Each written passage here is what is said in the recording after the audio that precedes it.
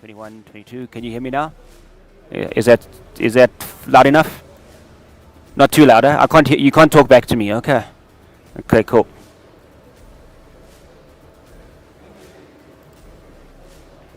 Yeah, that's the one you must use. So that's going to go. You can zoom in on the middle podium so long. You can, if you want, you can move the thing a little bit more across, just to get so you can get your hand in there. Yeah. So you can go zoom on the middle podium so long. Or queue up. Yeah, zoom in, down a bit. Move your up a little bit, so you got a bit of, and then zoom out a little bit. Probably going to be somewhere around about there. Not too much. That's a bit too much. Because remember, you're going to have somebody standing behind the podium, so you want their heads. It's probably going to be a bit more in. Cool, probably about there. And remember, keep him center frame, eh? Everything's always center frame if possible. Cool. I will hand you over to the director now.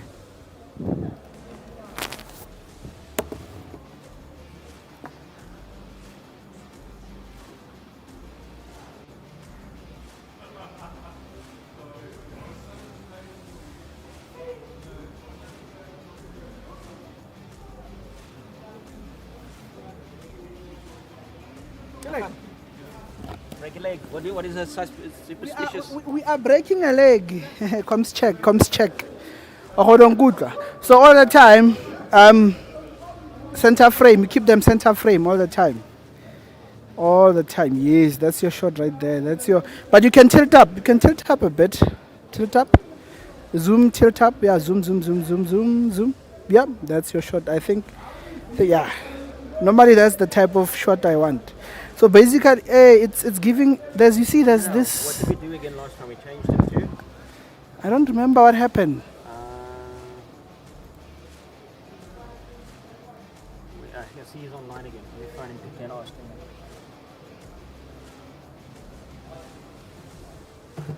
Oh.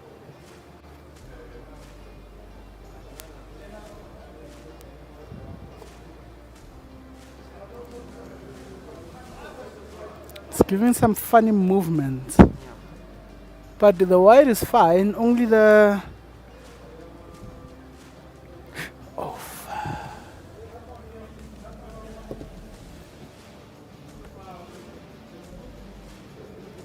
mic is on.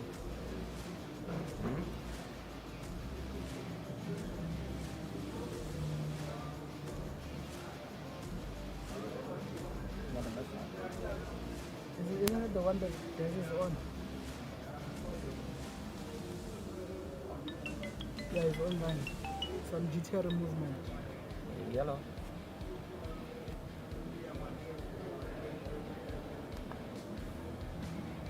On my side.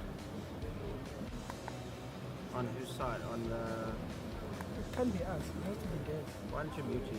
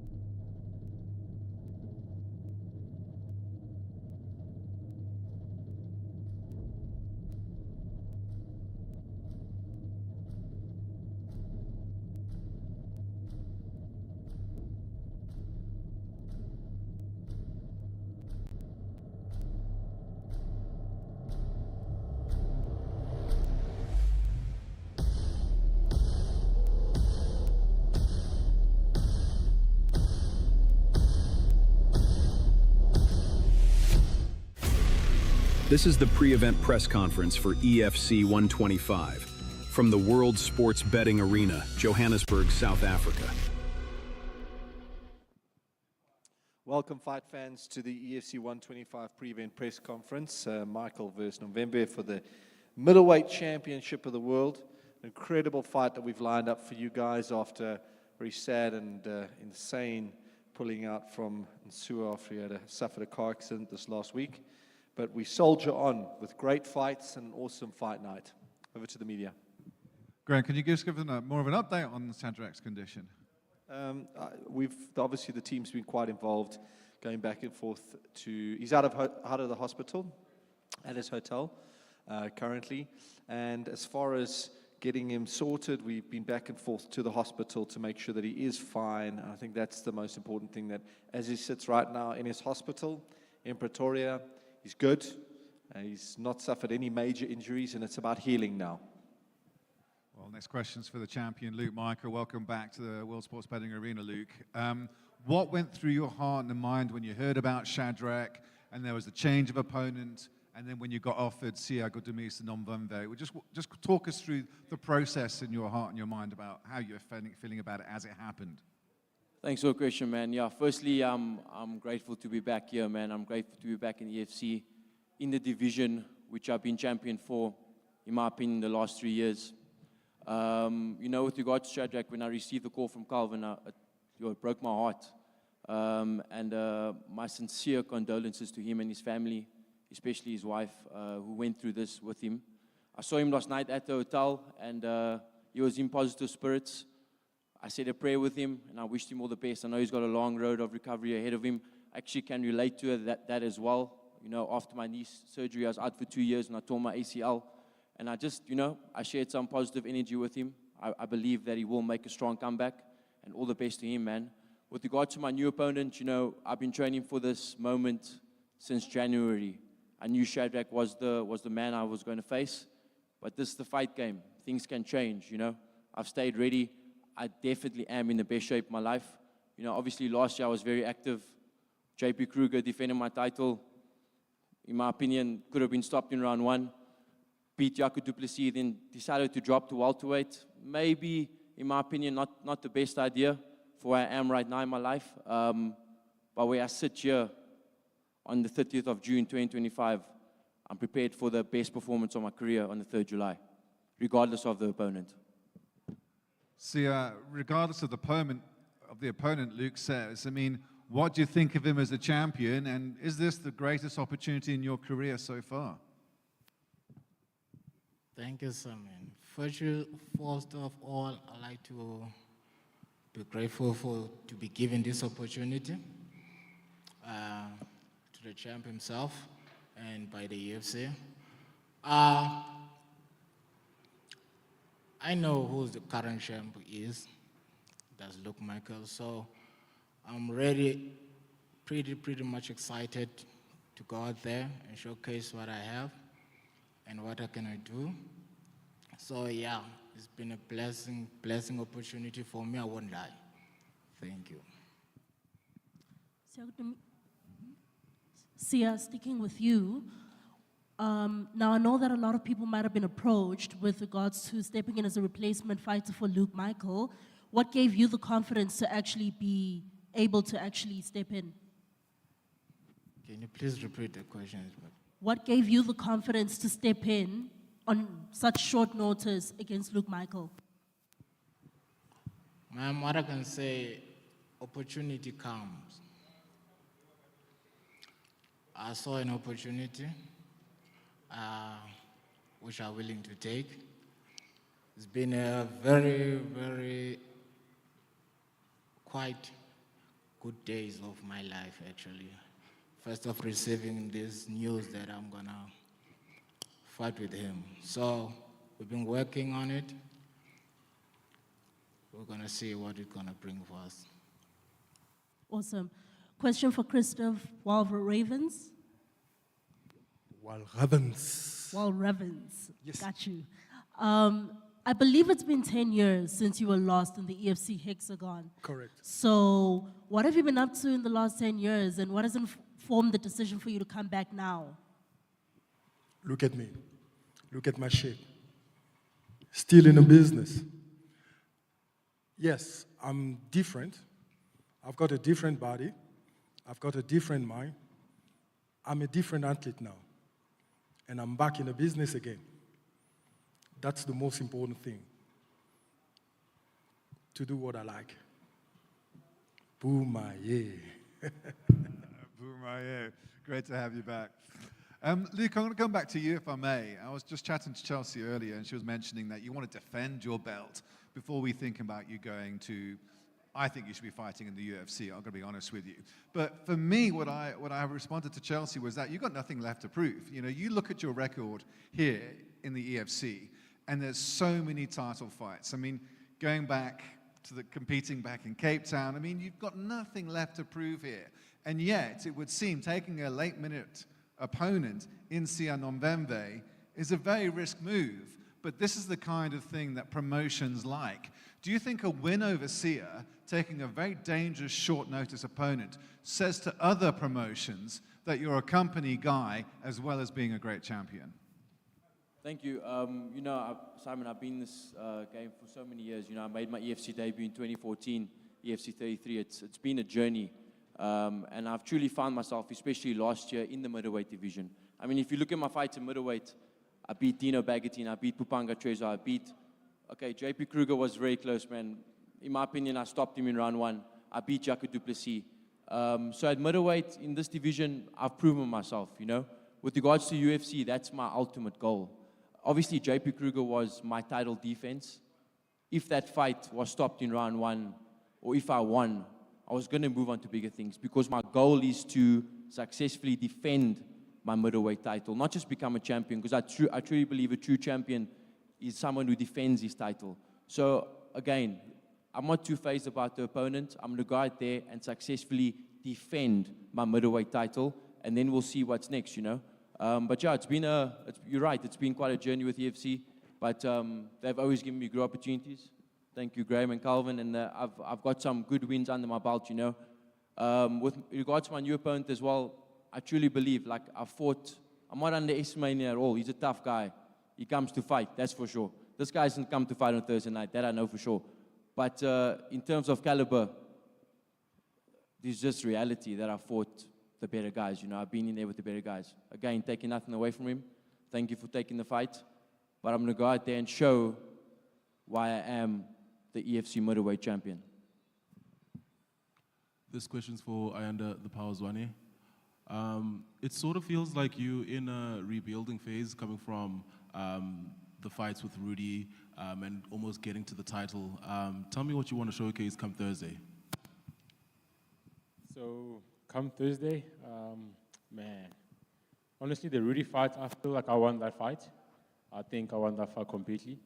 But then, it is what it is, you know, it's fight business. And then the Billy fight, man, what a fight.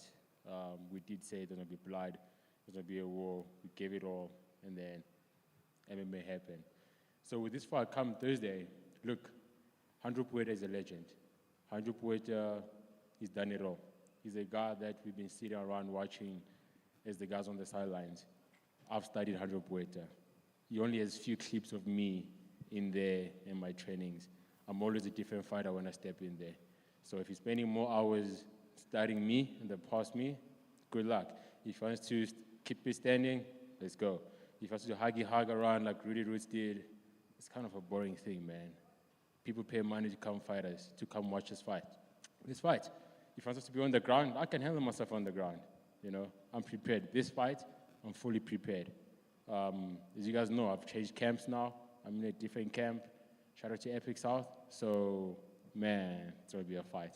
I always come to fight. I want to come to Terence and Tico if I can. Terence, a great opportunity opening the main card, but you're coming up against a tough guy from Dominator's Den. What do you think of this opportunity of opening this card, and also what do you think of Tico van der Berg? The thing with Tico is I knew eventually we'll fight each other because I've been watching him in the amateurs, and I respect him a lot. He's quite a feisty, active fighter. He's very good, and I took the opportunity because the heavyweight division right now is, for lack of a better term, it's in shambles right now. It's an embarrassment, you know. It's far gone from its glory days. I think the guys that inspired me to be a heavyweight, like your Van Zyl and Ruan Ports, would be ashamed to see what's happening with the house they built. Like, guys don't fight anymore. They fight like once a year, every 2 years. So I'm fighting Tico because actually nobody wanted to fight me. It's either guys they pull out or they turn down the fight. And after my first performance here, which I fought with a lot of injuries, I thought guys would be happy to fight me, but that's not how it was. So I'm here to try and fix the division. I mean, that's just my mentality right now. There's no disrespect to nobody. I think there's a reason why they bring back guys from the previous generation to fight now, to bring life into the heavyweight division, because guys are not active, they're not hungry, they're not brave enough to fight right now. So, I mean, if a guy can get a title fight after not fighting for 7 years, it speaks a lot of volumes. This division needs to be fixed, and I'm here to do that. Yeah. Great answer, thanks. I'm going to come to Boumaier in a minute. I just want to go straight to your opponent. Tico, it sounds like Terence wants to reinvigorate the heavyweight roster, and he can do that by putting on a fantastic finish. How do you approach this week's fight against Terence? Thanks, Simon. When I heard I'm getting Terence, I was super excited. He's an exciting guy, bigger guy. I'm coming up, he's coming down. Gonna catch each other at 98, so I'm super excited. I think we both have benefits, him coming down a bit, me going up. So amazing matchup, and I'm very excited to see what's gonna happen. I know he's gonna bring the fight, and without a doubt, I'm gonna bring it. Thank you. Boumaier, I want to come to you just in terms of what Terence talked about, saying that the heavyweight roster's in shambles, guys don't want to fight, they want to come back and defend titles. I want your opinion, because you are obviously active a decade ago, putting on some of the best fights we've ever seen in the heavyweight division, and now you're coming back. Just give your perspective of the heavyweight division, the EFC, then and now, in the context of what Terence just said. To be honest, guys are coming to prove a point, but they're not fighters, they're talkers. They have to come and fight. I used to come in a cage and fight. I don't talk too much. I don't have nothing to prove. I have done everything. So fighters, they have to come and fight. Don't talk bullshit. Come in the cage, fight.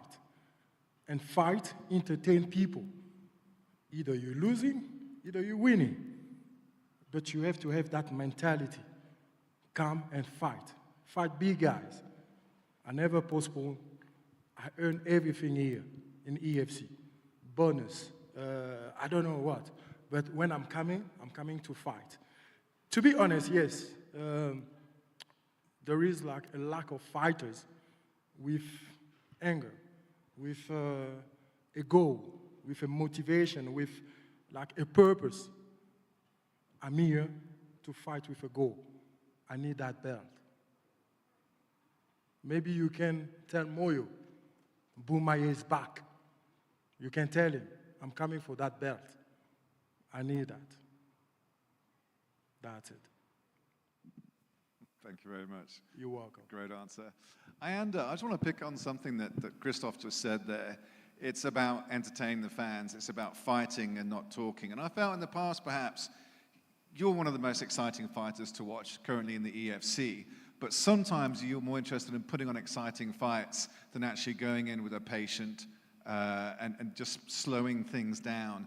Have you learned in the past year from some of those losses? Because, as I said again, I'm a massive fan of yours. Your fights are always exciting, but sometimes I want to see more thinking, patient Ayanda Zwane, rather than the flashy, fantastic kickboxer we always expect from you. Oh, thank you, Simon. Definitely, I've learned a lot. I think I learned the first time when I hit the mats with Luke Michael. I learned a lot from those days. Those days until now, I've improved so much. From the very first fight I had with Sim Barashe to now, definitely a different person. Like I said, I've changed camps now. It's been a whole twist in my camp. So I've been learning new things as well. And I mean, only 26, yeah, but I think there's a lot for me to still learn. And I've been taking these massive fights as well. You know, I've been taking guys like Steven, Rudy, now it's 100 Puerta. So fighting these guys, I think it's a blessing, it's a privilege to be fighting these guys because I learn quicker, you know, unlike getting so-called easy fights, which I don't think it is. But I've learned so much. And man, oh man, what I've got to show Thursday night, it's going to shock everyone. Like I told 100 Puerta, he doesn't believe it, his team doesn't believe it. First round, submission within 3 minutes. It's not a prediction, it's a spoiler. Rear naked choke or guillotine. Let's go. I'll remember that. Thanks very much. Luke, I'm going to come back to you if I can, and picking up a little bit from what Anders talking about in his preparation. What's it like training with Rico Hatting again? Wow, that has been an amazing experience. You know, Rico literally taught me from a 16-year-old kid. He took me to my first amateur fight and then to my first EFC fight. Him and I met up in January. Obviously, then I thought I'm fighting Shadrack. And it's just been an awesome experience, man. He's a phenomenal coach. He knows my strengths. He knows my weaknesses. You know, we're always going to fight to our strengths, but this camp, or the last 6 months, we really worked on, you know, the sort of areas in my game which I can improve. It's been amazing. Unfortunately, he can't be here. He's got a family situation he needs to attend to, but yeah, shout out to Rico Hatting for helping me this training camp. Obviously, I'm in Joburg. I'm training with the one and only showstopper. Sitting over there, he's pushing me. I truly believe, man, in terms of stand-up, that guy's the best striker in the EFC. And I know my opponent's a striker. I've been sparring with him. So I'm looking forward to seeing what my opponent can bring on the feet. Because we know on the ground and wrestling, I'm years ahead. That's just reality. So I'm excited to showcase my all-round game on Thursday and get the job done. Staying with the champion, Luke, I want to know what are the factors that made you take this fight on short notice? Because I know that Sia has lost to Shadrack, your original opponent, and he comes off also a loss in June. So was that one of the things that made you consider taking this fight with a change of opponent? The reason I took this fight is because everything I invested into the 3rd of July, you know, since January, I've been through a lot in my personal life, in my training, in my career back in Cape Town. I flew up to Joburg 1 week ago today, and when I got the call that Shadrack's out, I wasn't in a position where I was going to turn down opportunity to still be active and sort of elevate my career to the next step, you know. Like I said, I'm not too phased about the opponent. I'm here to cement myself and defend my title. Cement myself as one of the best middleweights in the EFC. So the opponent's irrelevant. I put in too much work, man. My family and I, we've been through a lot this year, and it's literally lit up a new fire in me. And Thursday night, you're going to see that fire. I think that Sia is a great option for Luke. You know, you've got to understand something. The fight, personally, and I've spoken to Ashley about this, the fight that Sia had with Shadrack really made me look at Shadrack and go, is this the best option for Luke? Because it was such a close fight, and it was an incredible performance from Sia.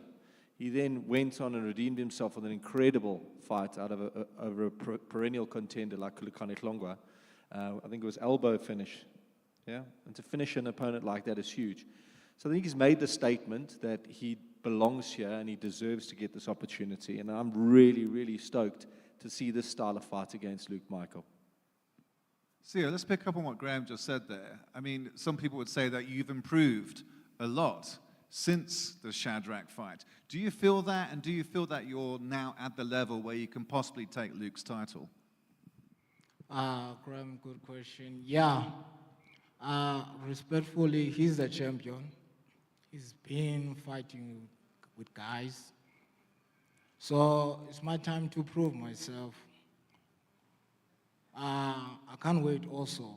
Hearing him saying we're going to try a little bit of striking, yeah, that's something good. Respectfully, I would love that. Yeah, it's going to be a good show. Can't wait. Staying with you, Graham. You say that you started doubting if Shadrack was supposed to be? Yeah, no, it was a clear. After that fight, I said to Ashley, I said, should we be doing the Shadrack and Suhr fight against Luke? Because it looked like, Sia was putting some serious hurt on Shadrack. And, he was the natural contender. And at that stage, he was running the wins and it made sense. But I definitely looked at that fight and thought, holy shit, should he be doing it? Yeah, I'll be honest, I watched that fight as well, and I wasn't too convinced on either guy.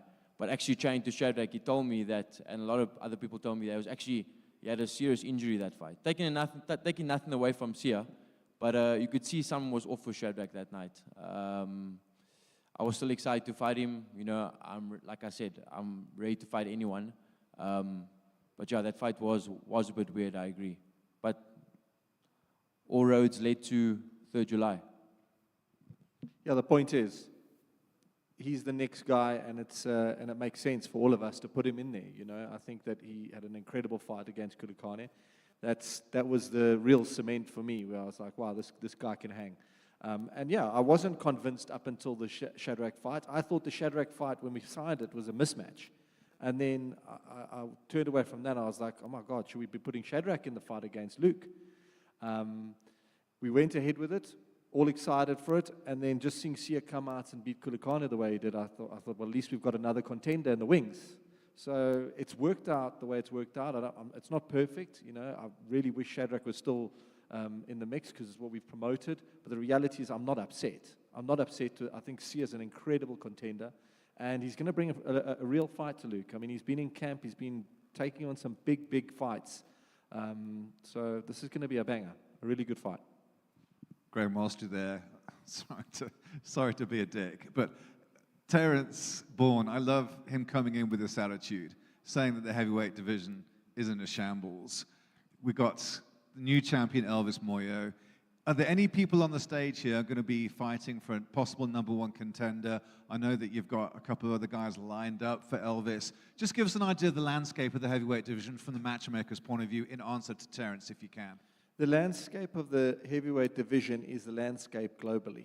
It's not like we're a litmus of one promotion that struggles with heavyweights. And it's because it's actually a good problem to have. We produce heavyweights at such a quick rate that so many international promotions grab them up. And yes, you can reference the days of Andrew van Zyl, and those are long gone, but the reality is that those were a bunch of guys that started this business in the early days, and everybody else underneath them was pretty bang average. There wasn't like the standout guys. You had Andrew van Zyl and Ruan Potts, all these guys came in, and that was the early days of EFC. Amazing. All of them went on to do great things. So it's like the female divisions. You come, you fight in EFC, you have a couple of fights, you become the champion, next thing you're Manon Ferro. It's exactly the same with the heavyweights. The reality is you don't have to stick it out here for 10 fights to get noticed. Unfortunately, it's not the same for featherweights, bantamweights, and the rest of the guys. Heavyweights are sought after, they're hen's teeth, everybody wants to get hold of them. So you can say, oh, it's in shambles. I look at it the other way. I go, you fight in EFC, become the champion, chances are you're going to be fighting in a big promotion, earning lots of money very soon. Yeah? And yes, this is a #1 contender fight. Adama Diop and Christopher Ravens will be the next contenders to fight the winner of Elvis Moyo and Triple H Chikasa. And I think there's so much history steeped in just that fight. And I know Christoph, coming from the old guard, brings that as well, which is massive for us. Graham, sticking with that, are there any other fights perhaps on this card that might have any title implications moving forward? Well, bizarrely enough, when we're going through the fight card, I look at guys like Hanru Botha and Zwane as a massive opportunity to rebuild both of those guys and get them back into the target sites of a title contention. They're not officially title contention. I mean, the fact that Terence Bourne and Taco and Terence, that's a hell of a fight. It's a catchweight fight. It definitely gives us an idea of the direction we're going to go. If Terence starts to put on some hurt, or Taiko starts to put on some hurt, and we can see some potential, it's definitely a discussion. And then I'm going to get on to 126, because that actually is a bit of a bleed-in for this. If I look at Kaleka Gubanda and Humphrey Malenga, those fighters should be up here. We should be hearing from those guys, because in the lightweight division, those are the guys sitting right at the top. Humphrey was a contender, and Kaleka keeps on winning and really proving that he's in the mix. So I think the entire main card is just star-studded and going to show us some real opportunities for titles towards the end of the year. Not official. I think the only official one's the heavyweight fight. Christoph, question for you. So now with your fight being kind of then labeled as the #1 contender for the heavyweight title, do you, like, what message would you have for Elvis Moyo and or Triple H, Matunga Jikasa, sorry, as they watch your fight on Thursday? I need Moyo. I want him, and I will beat him. Respect for Moyo. He's a legend in boxing, but this is MMA, and I'm back. So do you think Moyo's going to beat Triple H?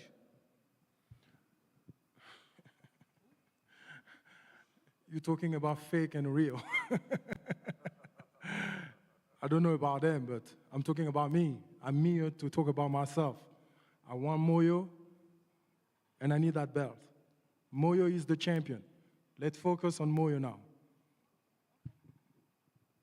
All right, that concludes EFC 125. Join us for the weigh-ins this Wednesday. Hell of a fight off, face-off we're going to get into now.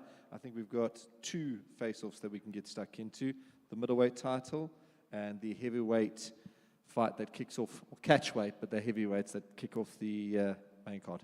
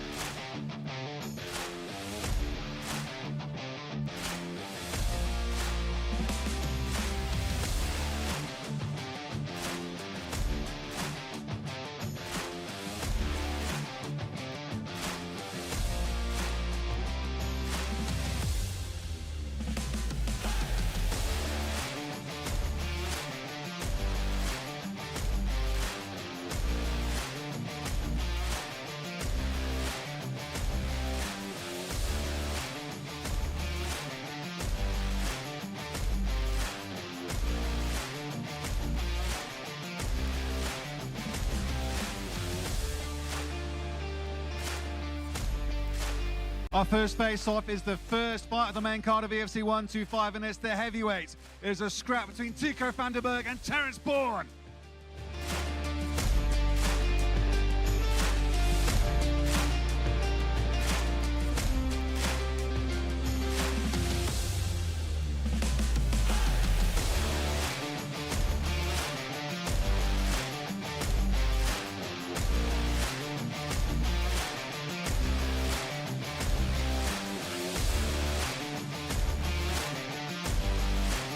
Your first fight of EFC 125, ladies and gentlemen, flesh blood in the heavyweight division of the EFC. And your main event of EFC 125 features the champion of the middleweight division, Luke, the young gun Michael, and his late replacement challenger, the chef, Siaka Tomisa Nomvembe.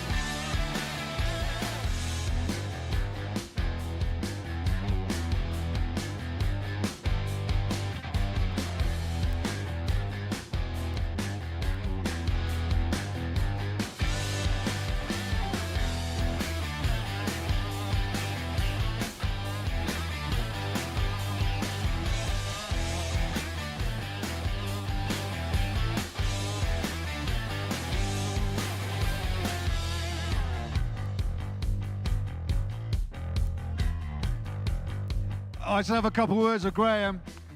If we could just keep the lads separated down there.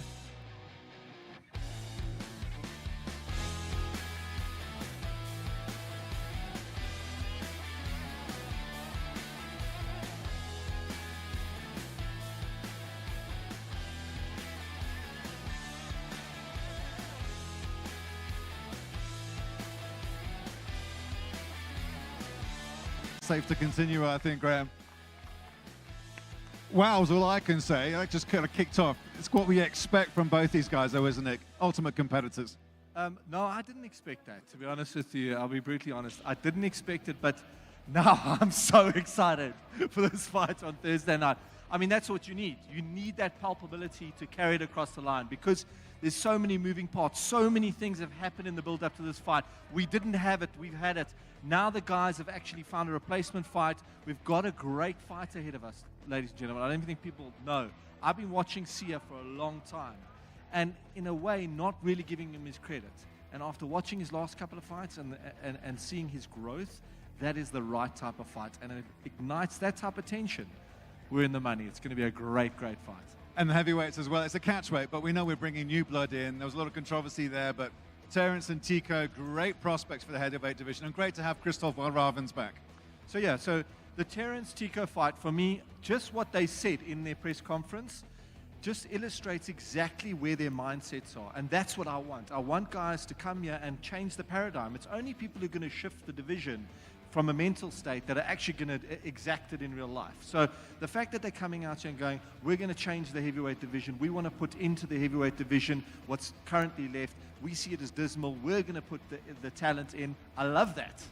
I love that, what he's saying. So I can't wait for that fight to kick off the main card of this event, which, you know, it's kind of telling for the whole situation. And then having a #1 contender fight, like Christoph Ravens and Adama Diop. Adama Diop has been a perennial guy. He's been in there. We know that he had some big fights against Morel. He left here having a big fight against, I think it was Yamji. He took him apart, and I discounted him completely coming into EFC in that fight. He is the guy. We haven't seen Will Ravens in so long, so we don't know what to expect. Although we know how he has been historically, and he always brings fire. He brings that boomy, so I can't wait for that fight, man. And when is the Moyo Triple H fight? Just remind us. September. So September, we've got the heavyweight title fight being contended, and the two of the guys that are fighting on Thursday are going to be able to weigh up. And I think Triple H has been blowing up my phone now, so something's going on. He obviously wants to come and see this fight and see who he's possibly going to be fighting next if he beats Moyo. And then, I mean, I want to give a little bit of a shout out to 126 because we have got Russia ascending on Africa. And it's going to be an incredible fight card. I'm just giving that little sneak peek because, you know, our fight cards are getting bigger and better every event. And Willie van Rooyen defending his belt. Oh, yeah. An absolute banger of a fight. I can't wait to actually announce that and get that out to people. You guys are going to be, it's going to be huge. Well, if you thought today was exciting, Greg, thanks very much. Keep an eye on all our social media and for all those kind of matchups coming your way at EFC 126. But 125, the weigh-ins go on Wednesday morning. We'll see you 7 p.m. Central African time on Thursday for a really, truly stacked deep card of EFC 126. Thanks for watching today. Cheers for now. In the face of circumstance. We've just found out that Shadrack and his fiancée have been in a car accident. We're monitoring the situation, but it does not look like he will be able to compete. The dogged champion will not back down. It is what it is. Ready to defend my title and cement myself. For an unexpected challenger. There's only one chef in this town! On July 3rd, an event marked by circumstance continues in honor. I made my debut when I was a 19-year-old kid, and it was my dream to become an EFC champion. At EFC 125, the middleweight crown is on the line. Luke Michael versus Sia Kudamisa Nomvembe. Live from the World Sports Betting Arena in Johannesburg, South Africa. Watch it live on EFCworldwide.tv.